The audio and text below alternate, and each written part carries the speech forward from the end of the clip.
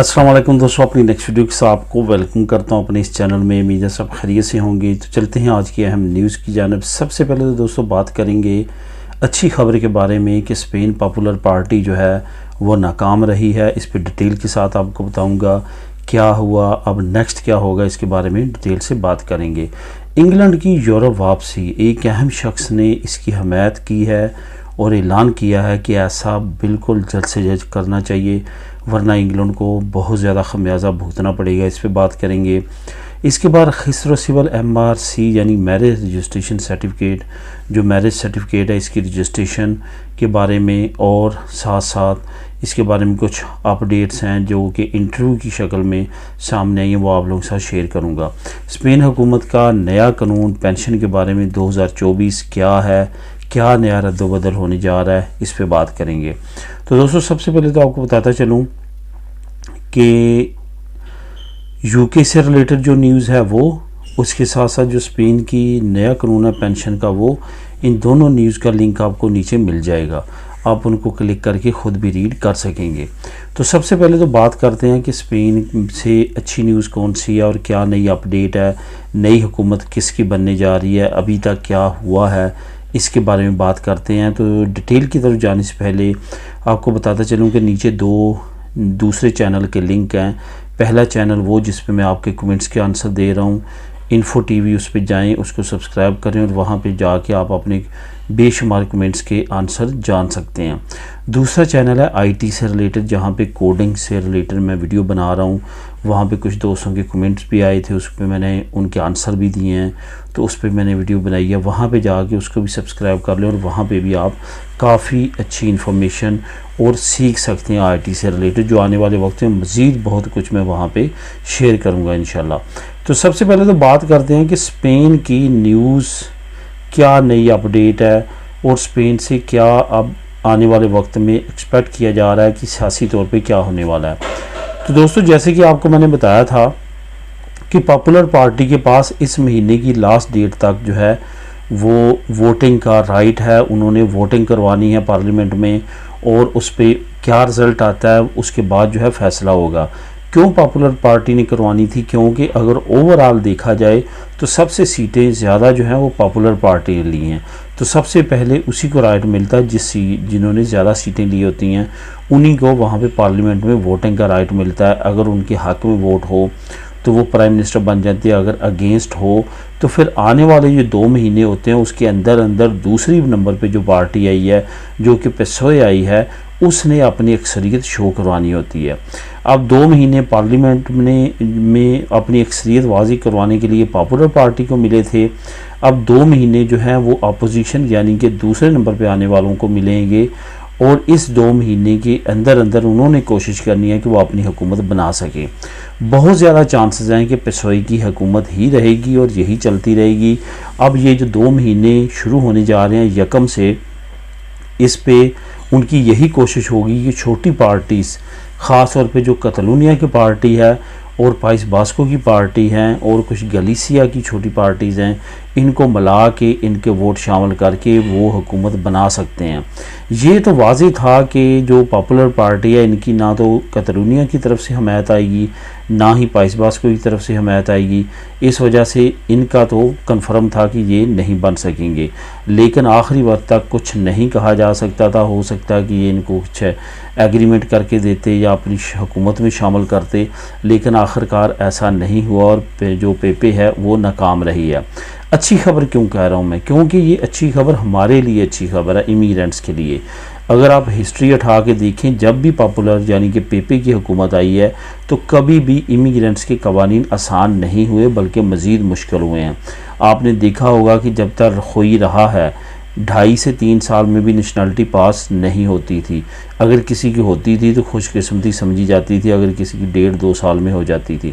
लेकिन अब आपने देखा कि चंद महीनों में भी पास हुई हैं, 4-4 महीनों में, 5-5 महीनों में भी लोगों की नेशनलिटीज़ पास हुई हैं। इस वजह से ये अच्छी खबर है कि इमिग्रेंट्स के लिए कि अगर ये पार्टी ना आए, क्योंकि इसका इत्तेहाद वोक्स पार्टी के साथ भी है और वोक्स पार्टी भी बहुत ज़्यादा अगेंस्ट है इमिग्रेंट्स के और इमिग्रेशन के।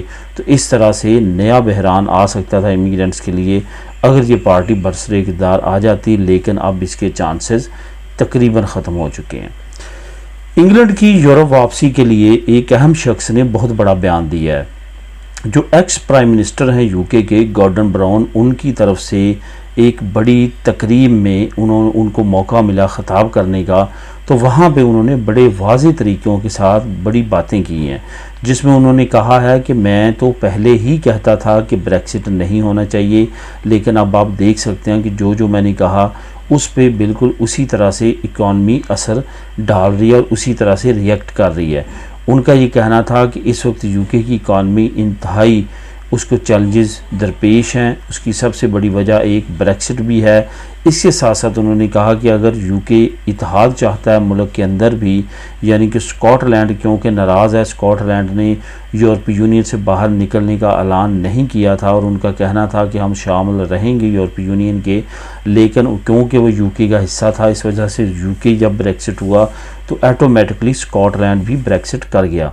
तो इस वजह से उनका ये कहना था कि फ़ौरन जो है वो रीजॉइनिंग की तरफ जाना चाहिए, यानी कि वापसी का रास्ता इख्तियार करना चाहिए, यूरोपीय यूनियन को दोबारा ज्वाइन कर लेना चाहिए। अब इस पे अभी तक कंजर्वेटिव पार्टी की तरफ से ये बयान एक छोटा सा सामने आया है कि ज्वाइन करने का दोबारा से प्रोसेस जो है वो इतना आसान नहीं है जितना कि समझ रहे हैं लोग, ये कॉम्प्लिकेटेड वे है। यही गॉर्डन ब्राउन ने कहा कि मुश्किल ज़रूर है लेकिन नामुमकिन नहीं, अगर हो सके तो इसको वापस कर लेना चाहिए, यानी कि वापस यूरोपीय यूनियन की मेंबरशिप ले लेनी चाहिए। अब इस तरह की बातें जो है मुख्तलिफ शख्सियात की तरफ से भी आती रही हैं, लेकिन एक और शख्स जो कि एक्स प्राइम मिनिस्टर रहा है यूके का, उसकी तरफ से भी अब ये बात सामने आ चुकी है कि ब्रेक्सिट जो है ये एक बड़ी गलती थी, एक बड़ा ब्लंडर था और आने वाले वक्त में इसके मज़ीद खमियाजे भुगतने पड़ सकते हैं। इस वजह से जल्द वापसी का रास्ता इख्तियार करना चाहिए। दोस्तों, इसका लिंक भी आपको डिस्क्रिप्शन में मिल जाएगा, आप इसको भी क्लिक करके रीड कर सकेंगे। अब बात करते हैं रजिस्ट्रो सिविल की। बहुत सारे दोस्त ऐसे हैं जो कमेंट करते हैं कि रजिस्ट्रो सिविल का इस वक्त जो है मैरिज सर्टिफिकेट प्रोसेस कैसा है, कितना टाइम लग रहा है, और कुछ दोस्त इंटरव्यू से रिलेटेड बात पूछते हैं कि इंटरव्यू में क्या क्या पूछा जाता है। एक बात आपने जहन में रखनी है मियाँ बीवी ने, क्योंकि ऐसा मुमकिन नहीं है कि हमारे जो बच्चे हैं और वाइफ है और सारा कुछ है आप अपने मुल्क से बुलवा रहे हैं और वो खुदा न खास्ता फेक हो, ऐसा मुमकिन नहीं है। शायद इन लोगों को ये मालूम होता है लेकिन उन्होंने भी कानूनी कार्रवाई करनी होती है, इस वजह से वो इंटरव्यू लाजमी करते हैं। ख्वाह आपने नई शादी की हो, पुरानी शादी की हो, बच्चे हों ना हों, इंटरव्यू एक अहम जुज़ है। जब तक आपका ये इंटरव्यू नहीं होता, आपका जो मैरिज सर्टिफिकेट है वो रजिस्टर्ड नहीं होता। वो इंटरव्यू में अमूमन तौर पे जो क्वेश्चंस पूछते हैं, एक आपने फार्मूला अपनाना है, वो अपनाना है सच का, कि आपने वही बातें बतानी है। दोनों ने ये डिसाइड कर लेना है कि कोई भी झूठ बोलने की ज़रूरत नहीं है, जो सच है वो वहाँ पे तुमने बातें करनी है, जो मुझसे पूछेंगे जो सच होगा मैं उसके बारे में बात करूँगा। उससे क्या होता है कि आपका जो है वो गलतियों के चांस बिल्कुल ख़त्म हो जाते हैं। दूसरी बात ये कि आप इतना अरसा अगर इकट्ठे रहे हैं तो आपको यकीनी तौर पे पता चल चुका होगा कि मेरा पार्टनर कलर कौन सा पसंद करता है। ये मैं वो बातें कर रहा हूँ जो पूछी है लोगों से, कलर कौन सा पसंद करता है, खाने के लिए उसको क्या पसंद है, ठीक है। उसके बाद उसका हैबिट्स दूसरी छोटी छोटी पूछ सकते हैं, वो ज़्यादा कौन सा शो पसंद करता है, कौन सा टीवी चैनल ज़्यादा देखता है, इस तरह के क्वेश्चन आपसे पूछे जा सकते हैं। कौन सा प्रोग्राम ज़्यादा पसंद करता है, कौन सा म्यूज़िक ज़्यादा पसंद करता है, कौन सी स्पोर्ट्स ज़्यादा पसंद करता है। इस तरह के क्वेश्चन छोटे छोटे अपनी ज़ाती नोयत के वो पूछते हैं, जो कि दूसरा पार्टनर अगर साथ रह रहा है तो उसको मालूम होता है। तो ये तमाम चीज़ें इंटरव्यू में पूछी जाती हैं। जहाँ तक एमआरसी का इस वक्त क्वेश्चन का है कि कितना टाइम लग रहा है, अभी रिसेंटली 1-2 हफ्तों में देखा गया कि स्पीड आहिस्ता आहिस्ता दोबारा से फास्ट होना शुरू हुई है। पहले जुलाई और अगस्त की छुट्टियों की वजह से काफ़ी स्लो हो चुका था, लेकिन अब दोबारा से जो है वो काम तेज़ होना शुरू हो चुका है। लेकिन इट्स नॉट मीन कि आपको जो है वो चंद दिनों में अब ये मिलेगा। ये है कि पहले जितने 7-8 महीने, 10 महीने, इवन साल लगता था, अब उससे हाफ टाइम तक उम्मीद है कि हो जाएगा।